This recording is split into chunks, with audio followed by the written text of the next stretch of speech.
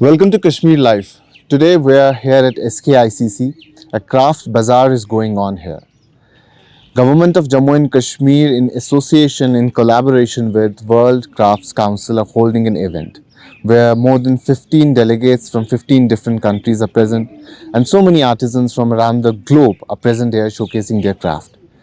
But as we know, we always have heard that Kashmir has a deep connect with Central Asian art. So let's talk about that.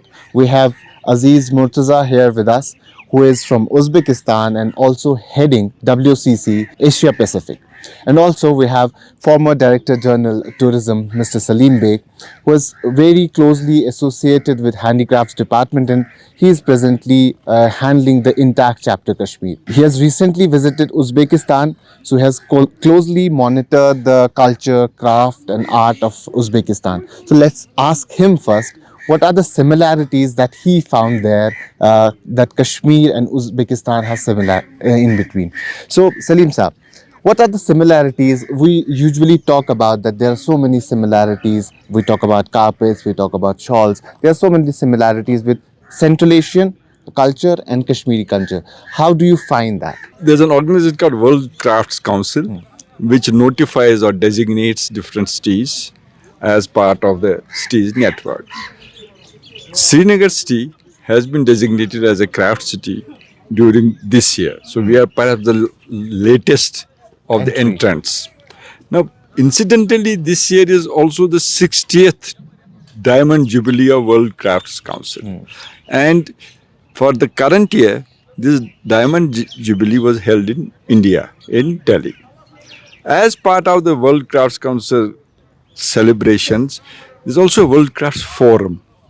And they have thoughtfully decided that World Crafts Forum will have its interaction in Kashmir. That is what you were referring to because there are 15 countries which are people who are leaders in the global craft sector, people who have handled the craft, promoted the craft from the countries or from the cities. That's what we are here. So that's about the event.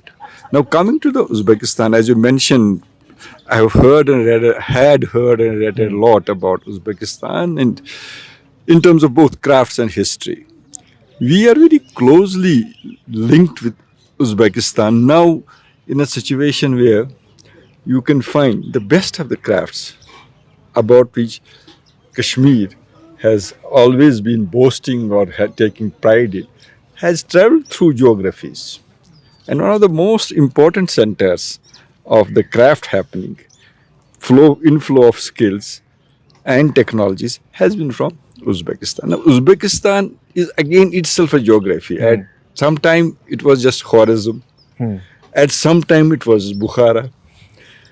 The most important craft which has traveled from Uzbekistan directly is the carpet. Carpet. Bukhara was the center of world carpet trade and manufacturing. You must have heard about Marco Polo. When Marco Polo traveled to this part of the world, he mentioned about the carpets in the world's largest carpet manufacturing center is Bukhara. But let me tell you, this is 12th century. Kashmir had not heard of carpets at that time. Okay. We were busy with our shawl production, shawl. But a time came when shawls had a losing market for whatever reasons and carpet came to our rescue. And by 17th century, the skills and the crafts traveled from Bukhara, also from Iran, to Kashmir. Now, Bukhara was not just a normal manufacturing center, let me tell you. Bukhara was a global mandi trade center. Okay. Our production has always been export based.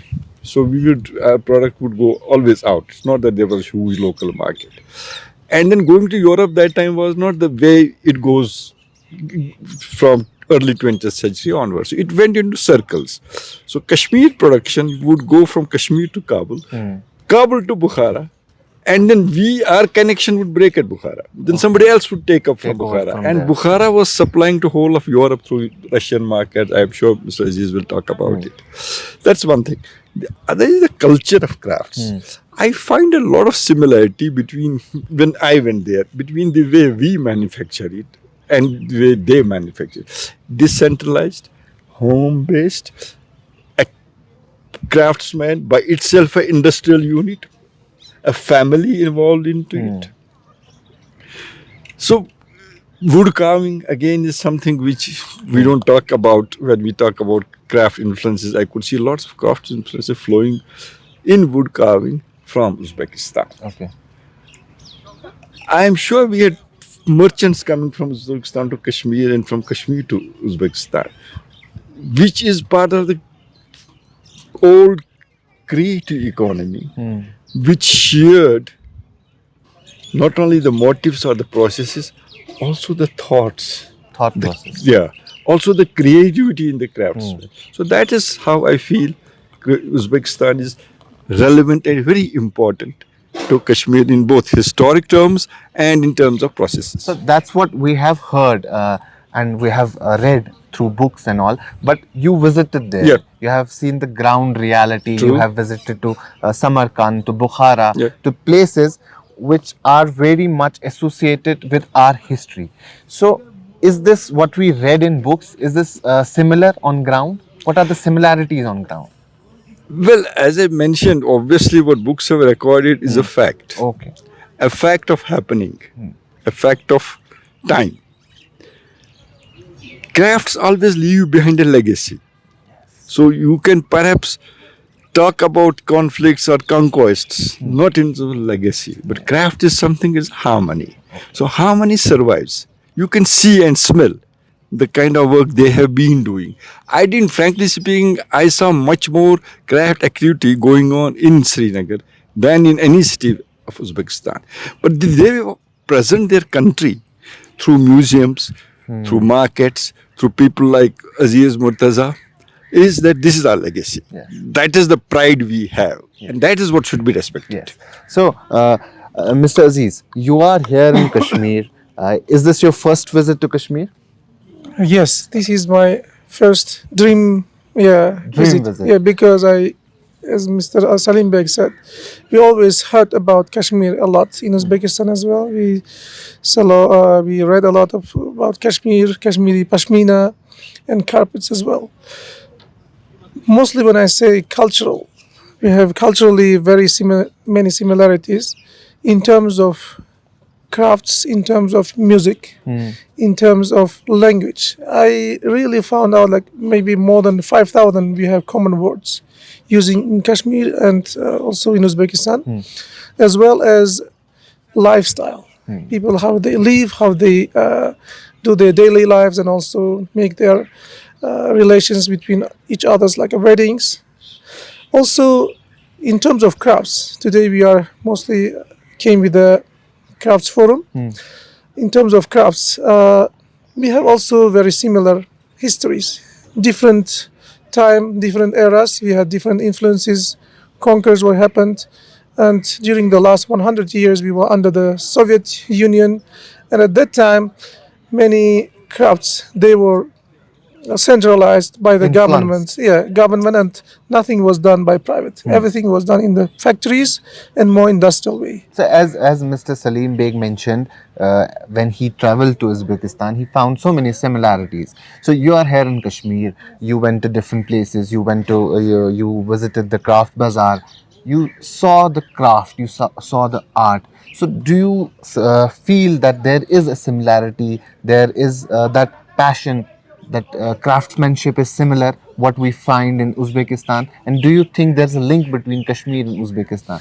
Yes, even we were not what we say for the last 30 or 50 years closely connected, but we still see. I could see that a lot of artisans do the tradition which was far back from the 2-3 centuries back, and also that in terms of their thinking, we think together same way, and also the how they work, how the workshop set up, very similar what we have in Uzbekistan.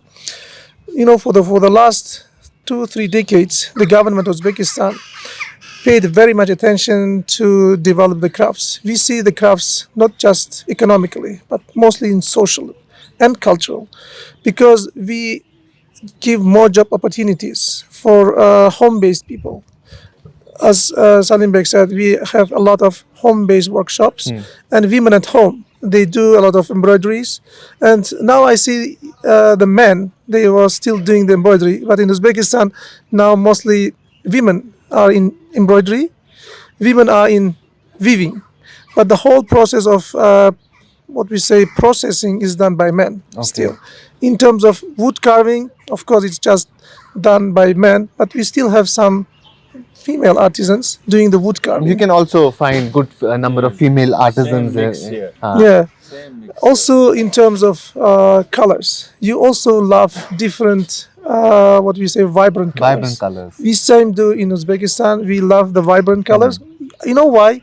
Because we have a similar climate, similar weather conditions. We have uh, summer, hot summer. We have cold winter. We have spring. We have autumn, and these all the color changing of the weather of the nature influences in our mood as well. Same we have in the our embroideries, ikats, in our all like miniature paintings.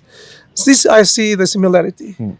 So, Salim Sab, apart from if we talk about handicrafts and all this, apart from this, we find so many similarities, as Mr. Aziz mentioned, in language also. Yes. Last time you also mentioned that the prayer names are That's also true. very much similar to It's Kashmir. very similar. So, are those Isha is Khoftan for them, Isha is Khoftan Khoftan from for us us. also?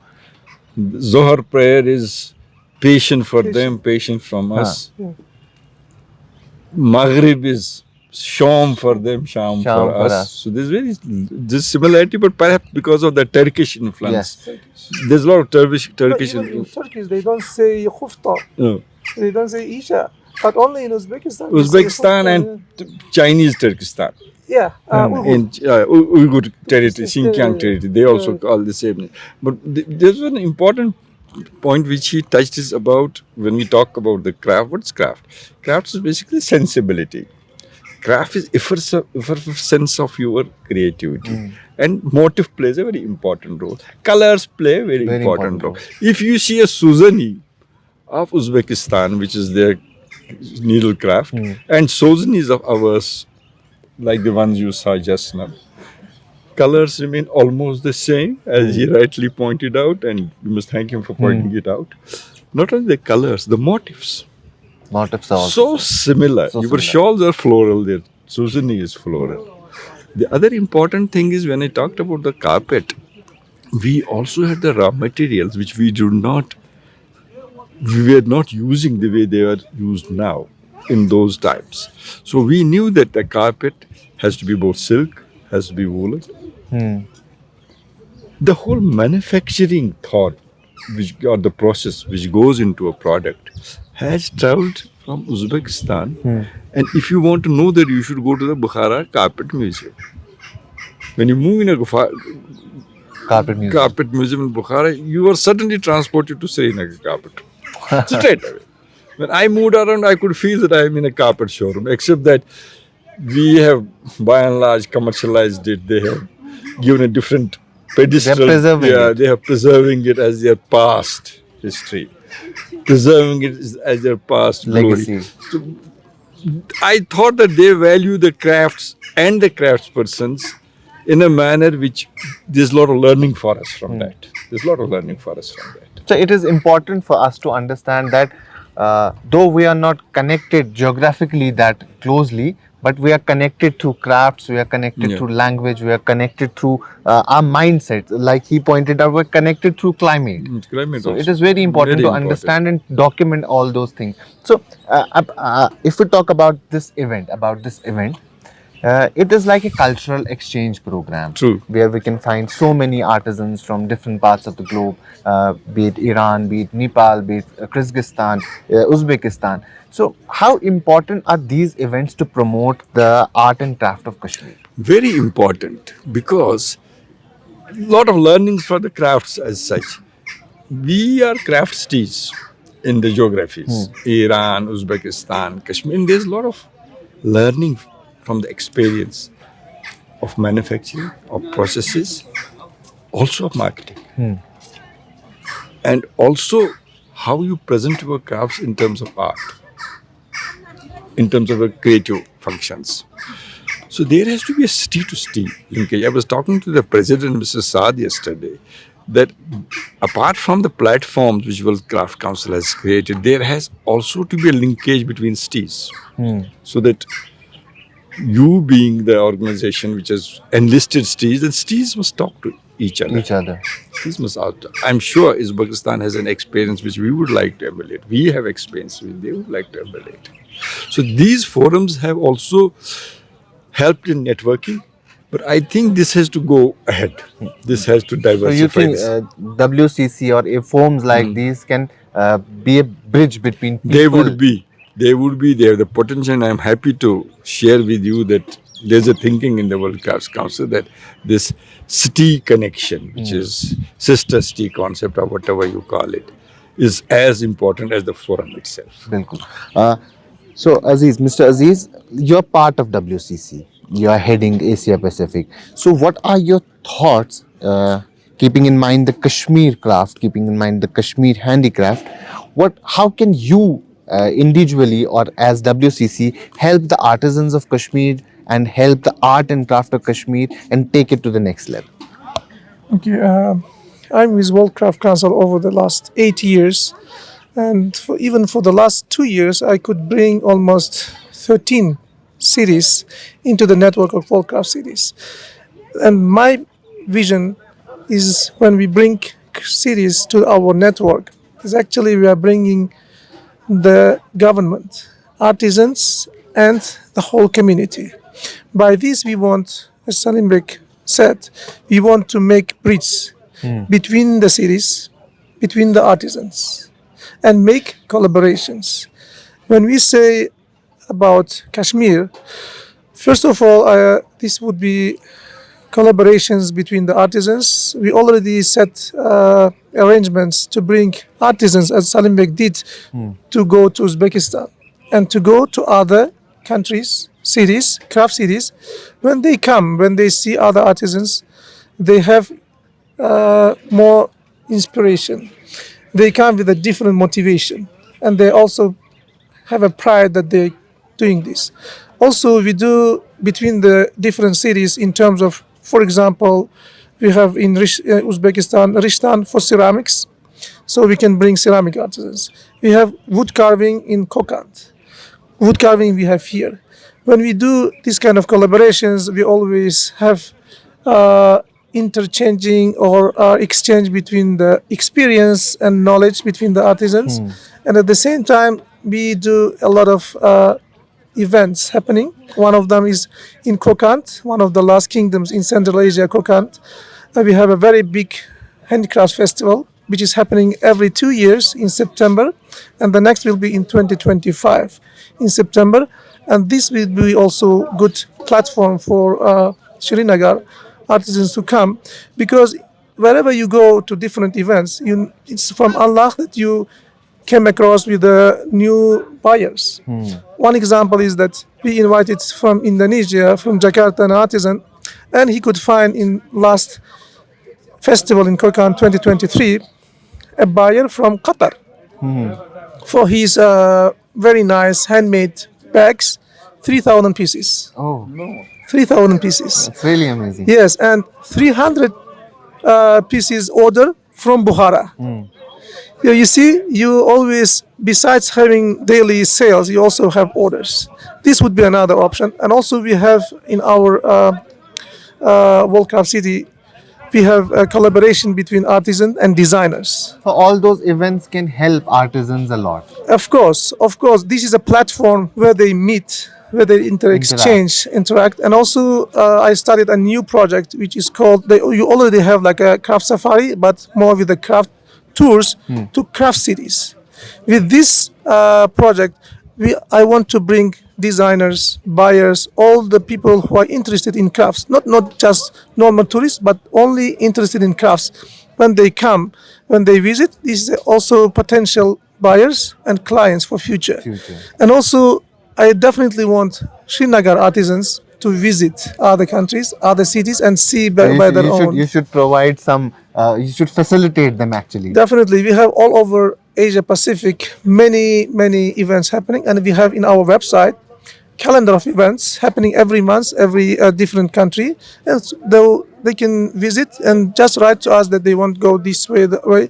And we always try to give for artisans like a free hospitality, or sometimes we have festivals like in Kokand or Buhara. We cover even their expenses for first-time participants. We cover even their travel expenses. This comes of like a help for them. That is really amazing. So, any last words, Salim Saab, for Aziz Saab? Well, as you mentioned, apart from the learning, there are physical exchanges. Yes. We will certainly avail of the opportunities which Aziz Murtaza has mentioned here, and it would be a great creative input for our artists and a great exposure to visit all these places and participate in the platforms which essentially are meant to promote crafts. We must thank him for bringing Yes. in this aspect of And it will help exchanges. the local artisans a lot. Help hugely, and these are the forums which in which our future lies, Yes. in which our growth lies, and then we have to prepare ourselves in a manner so that we can participate and successfully participate. And we will need help, support, and guidance from person like Mr. Aziz, who has been in the In this ecosystem. in the ecosystem. You use the right word, and he would know how well to go about it. I'm sure Kashmir craft industry would not only learn, would also benefit from this exchange. Thank you so much. Thank you so much. So this was very insightful, and we got to know the ground experience of Mr. Salim Beg and Mr. Aziz Murtazai, how Uzbekistan and Kashmir are deeply connected. Thank you so much for watching Kashmir Live.